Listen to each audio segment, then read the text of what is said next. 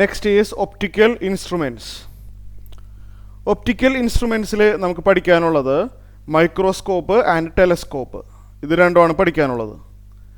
So ആദ്യം നമുക്ക് microscope നോക്കാം. മൈക്രോസ്കോപ്പ് എന്തിനാണ് യൂസ് ചെയ്യണതെന്ന് നിങ്ങൾക്കറിയാമല്ലോ. സ്മോളർ ഒബ്ജക്ട്സ് മാഗ്നിഫൈ ചെയ്ത് വ്യൂ ചെയ്യാനാണ് നമ്മൾ മൈക്രോസ്കോപ്പ് യൂസ് ചെയ്യുന്നത്. അപ്പോൾ ആദ്യം നമ്മൾ മൈക്രോസ്കോപ്പ് ആണ് പഠിക്കാൻ പോകുന്നത്. മൈക്രോസ്കോപ്പ് തന്നെ രണ്ട് ടൈപ്പ് ഉണ്ട്, simple microscope and compound microscope. നമ്മൾ ആദ്യം സിമ്പിൾ മൈക്രോസ്കോപ്പ് നോക്കാം. ഓക്കെ, ആദ്യം സിമ്പിൾ മൈക്രോസ്കോപ്പാണ് എക്സ്പ്ലെയിൻ ചെയ്യാൻ പോകുന്നത്. സിമ്പിൾ മൈക്രോസ്കോപ്പിൽ ഒരു സിംഗിൾ ലെൻസേ ഉണ്ടാവുള്ളൂ.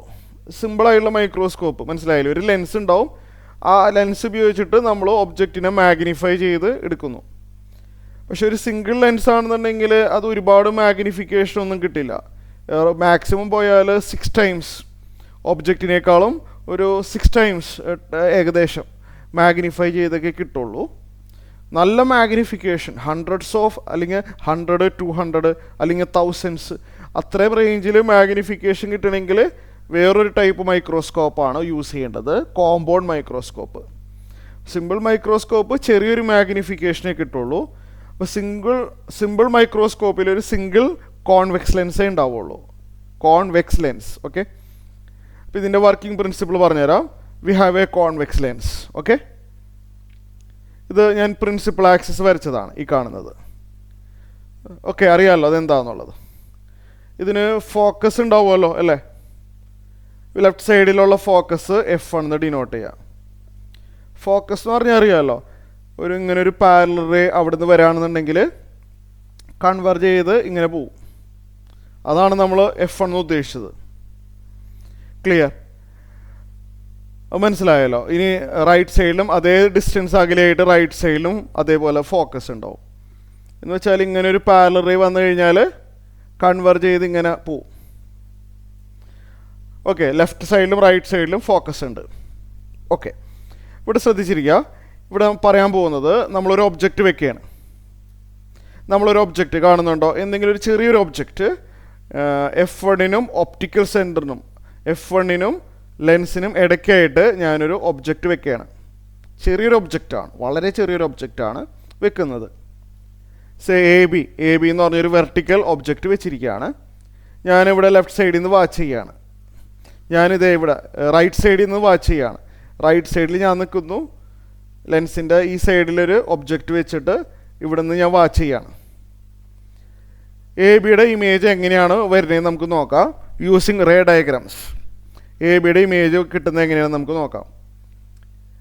എയുടെ ഇമേജ് എവിടെ വരും? അതിനുവേണ്ടി എയിന്ന് ഒരു ഹൊറിസോണ്ടൽ ആയിട്ടുള്ളൊരു റേ വരയ്ക്കുന്നു. കണ്ടില്ലേ? എയിന്ന് പ്രിൻസിപ്പൽ ആക്സിസിന് പാരലായിട്ടുള്ള ഒരു റേ ആണ് ഇപ്പോൾ ഞാൻ വരച്ചിരിക്കുന്നത്. അത് കൺവെർജ് ചെയ്ത് F2 കൂടി പോവും. അറിയാമല്ലോ, പാരലൽ ടു പ്രിൻസിപ്പൽ ആക്സിസ് ആണെങ്കിൽ കൺവെർജ് ചെയ്ത് F2 കൂടി ആയിരിക്കും പോവുക. എയിന്ന് വരുന്ന വേറൊരു റേ നോക്കാം. എയിന്ന് ഒപ്റ്റിക്കൽ സെൻറ്ററിൽ കൂടി പാസ് ചെയ്യുന്ന റോയോ? എയിന്ന് ഒപ്റ്റിക്കൽ സെൻറ്ററിൽ കൂടി പാസ് ചെയ്യുന്ന റേ ആണെന്നുണ്ടെങ്കിൽ ഡിഫ്ലക്ഷൻ ഇല്ലാതെ നേരെ സ്ട്രെയിറ്റ് ആയിട്ട് തന്നെ പോവും. അപ്പോൾ എയുടെ ഇമേജ് കാണണമെങ്കിൽ എയിന്ന് വരുന്ന 2 റിഫ്രാക്റ്റഡ് റേയുടെ ആവശ്യമുണ്ടായിരുന്നു. അപ്പോൾ എയിന്ന് ഒരു റേ പ്രിൻസിപ്പൽ ആക്സിസിന് പാരലായിട്ട് വരച്ചു. അത് കൺവെർജ് ചെയ്ത് F2 കൂടി പാസ് ചെയ്തു. നമുക്കതറിയാം, റൂൾസിൽ നമ്മൾ പഠിച്ചിട്ടുണ്ട്. എയിന്ന് വരുന്ന വേറൊരു റേ ലെൻസിൻ്റെ കറക്റ്റ് സെൻറ്ററിൽ കൂടി പാസ് ചെയ്യുകയാണെങ്കിൽ ഡീവിയേഷൻ ഇല്ലാതെ സ്ട്രെയിറ്റ് ആയിട്ട് തന്നെ പോവും. ഞാൻ എവിടെ നിന്നാണ് വാച്ച് ചെയ്യണേ? ഇവിടെ നിന്നിട്ട് വാച്ച് ചെയ്യാണ്. ഈ 2 ലൈറ്റ് റേസും എൻ്റെ കണ്ണിലോട്ട് വരികയാണ്. അങ്ങനെയാണെങ്കിൽ എ എവിടെ ആയിട്ടുള്ളതായിട്ട് എനിക്ക് ഫീൽ ചെയ്യാം. എന്തായാലും ഇവിടെ റൈറ്റ് സൈഡിൽ ഈ 2 റേ മീറ്റ് ചെയ്യുന്നില്ല. ഈ 2 റേയുടെ ഗ്യാപ്പ് കൂടി വരികയാണ്. ഈ 2 റിഫ്രാക്റ്റഡ് റേ റൈറ്റ് സൈഡിൽ മീറ്റ് ചെയ്യില്ല. ലെഫ്റ്റ് സൈഡിലോട്ട് ഞാൻ എക്സ്റ്റെൻഡ് ചെയ്യുകയാണ്. ഈ വരുന്ന 2 റിഫ്രാക്റ്റഡ് റേയും ഞാൻ ലെഫ്റ്റ് സൈഡിലോട്ട് എക്സ്റ്റെൻഡ് ചെയ്യുകയാണ്. ഇതെങ്ങനെ? ഇതിങ്ങോട്ട് ലെഫ്റ്റിലോട്ട് എക്സ്റ്റെൻഡ് ചെയ്തു. ഈ വരുന്ന റിഫ്രാക്റ്റഡ് റേയും ലെഫ്റ്റ് സൈഡിലോട്ട് എക്സ്റ്റെൻഡ് ചെയ്തു. ഇവിടെ ഒരു A' എന്ന് പറഞ്ഞ പോയിന്റ് കിട്ടും. അപ്പോൾ എനിക്ക് എന്താ തോന്നുക? ഇവിടെ നിന്ന് വാച്ച് ചെയ്യുമ്പോൾ ഈ വരുന്ന 2 ലൈറ്റും ഈ വരുന്ന 2 റേസും ഇവിടെ നിന്ന് ഒറിജിനേറ്റ് ചെയ്യുന്നതായിട്ടല്ലേ എനിക്ക് തോന്നുള്ളൂ. ശരിയല്ലേ? അതൊരു വെർച്വൽ ഇമേജ് ആണെന്ന് പറയാം.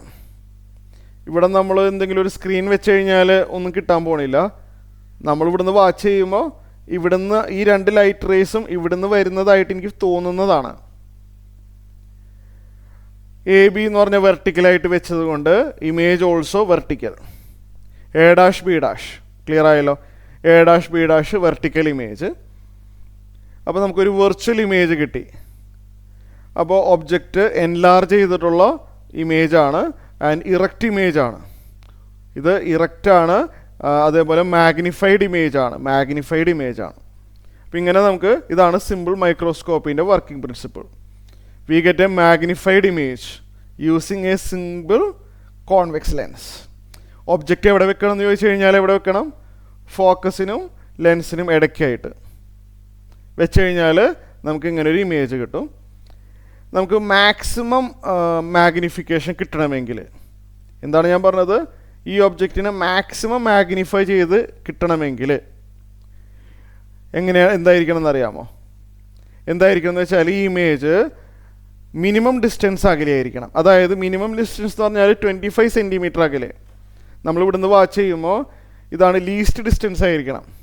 ഈ ഇമേജ് ലെൻസിൽ നിന്ന് ലീസ്റ്റ് ഡിസ്റ്റൻസ് ഓഫ് വിഷൻ എന്ന് കേട്ടിട്ടുണ്ടോ? Least distance of vision അകലെയായിരിക്കണം.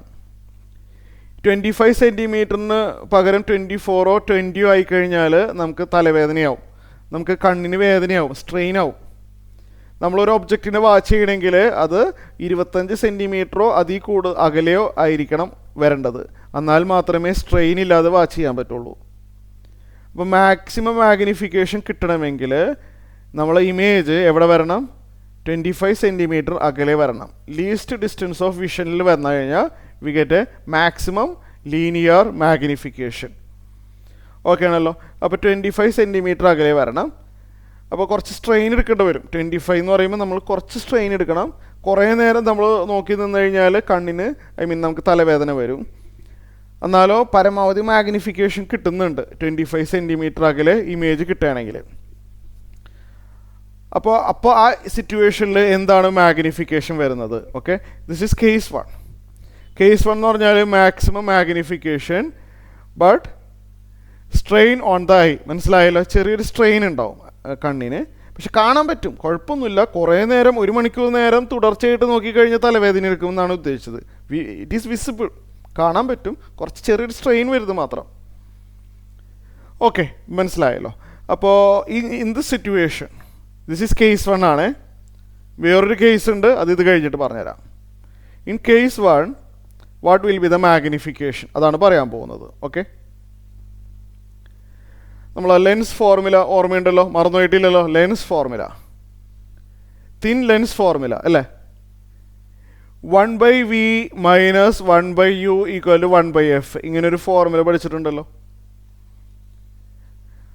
അപ്പോൾ ഇവിടെ എന്താണെന്നുള്ളതെന്ന് വെച്ചാൽ ഇവിടെ വി അറിയാം. വി എന്ന് പറഞ്ഞു കഴിഞ്ഞാൽ ഇമേജ് എവിടെ വന്നിരിക്കുന്നത്? 25 സെൻറ്റിമീറ്റർ അകലെ, ലീസ്റ്റ് ഡിസ്റ്റൻസ് ഓഫ് വിഷൻ. നമുക്ക് ഡി എന്ന് തന്നെ എഴുതാം, പക്ഷേ സൈൻ കൺവെൻഷൻ ഉള്ളത് കൊണ്ട് വി എന്നുള്ളത് എന്തായിട്ട് എഴുതണം? -d എന്നാണ് എഴുതേണ്ടത്. വെറും ഡി എന്ന് എഴുതിയാൽ തെറ്റിപ്പോവും. -25 എന്ന് എഴുതണം. ലെൻസിൻ്റെ ലെഫ്റ്റ് സൈഡിലാണ് ഇമേജ്, അപ്പോൾ -d എന്ന് എഴുതണം, അല്ലെ തെറ്റും. യു എന്ന് പറഞ്ഞാൽ എത്ര ഡിസ്റ്റൻസ് ആണെന്ന് നമുക്കറിയില്ല. ഫോക്കസിനും ഒപ്റ്റിക്കൽ സെൻറ്ററിനും കുറച്ച് ഇടയ്ക്കായിട്ടാണ് ഡിസ്റ്റൻസ് എഴുതാണെന്ന് അറിയില്ല. എൻ്റെ ഒബ്ജക്റ്റീവ് മാഗ്നിഫിക്കേഷൻ കാണലാണ്. അപ്പോൾ ഈ വാല്യൂസ് ഇട്ട് കൊടുക്കുക. അതിനു മുമ്പ് ഇതൊരു അറേഞ്ച്മെൻറ്റ് ചെയ്താൽ 1/u എന്ത് വരും? 1/u അറിയാമല്ലോ. -1/u റൈറ്റ് സൈഡിലോട്ട് എടുക്കാം. -1/u റൈറ്റിലോട്ട് എടുത്തു, 1/f ലെഫ്റ്റിലോട്ടും വന്നു.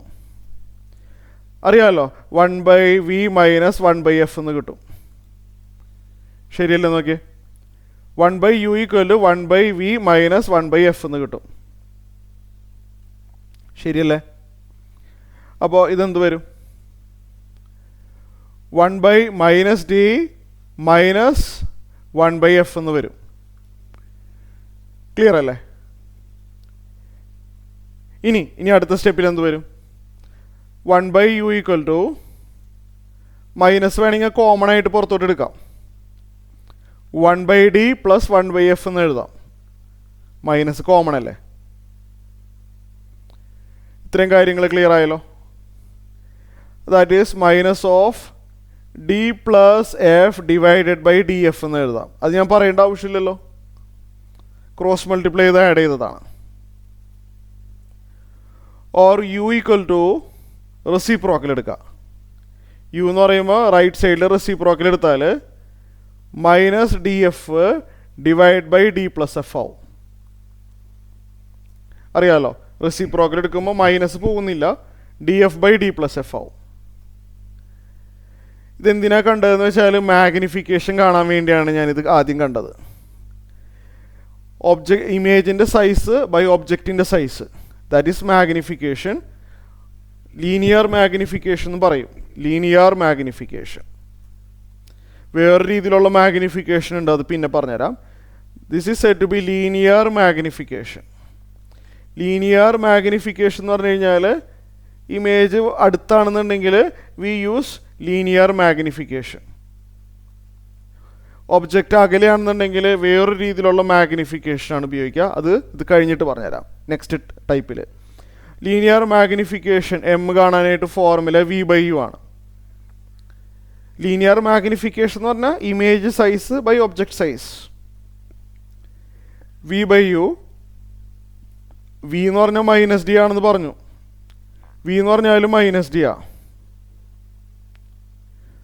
യു എന്താണ്? യു എന്ന് പറഞ്ഞാൽ minus D F by D plus F. Minus D F by D plus F.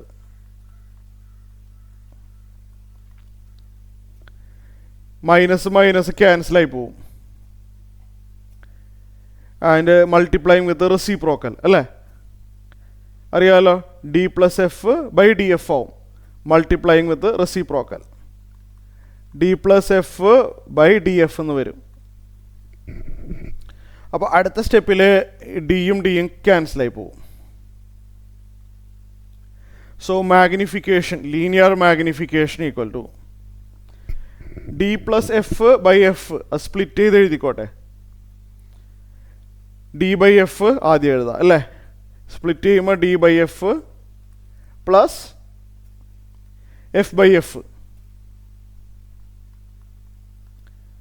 Or linear magnification. F by F 1 അല്ലേ, 1 plus D by F. D എന്ന് പറഞ്ഞാൽ 25 സെൻറ്റിമീറ്റർ. ഈ ഫോർമുല ബൈ ഹാർട്ട് ആക്കണം, വളരെ വളരെ ഇമ്പോർട്ടൻ്റ് ആണ്.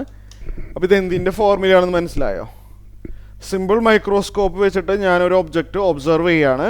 ഇമേജ് എവിടെയായിട്ട് വരണം? Least distance of വിഷനിൽ വരണം. ലീസ്റ്റ് ഡിസ്റ്റൻസ് ഓഫ് വിഷനിൽ വരുമ്പോൾ നമുക്ക് കുറേയും കൂടിയും ലാർജറായിട്ട് കിട്ടും, പക്ഷെ ചെറിയൊരു സ്ട്രെയിൻ വരും കണ്ണിന്. In that situation magnification will be 1 plus D by F ആണ് ഫോർമുല. ഓക്കെ.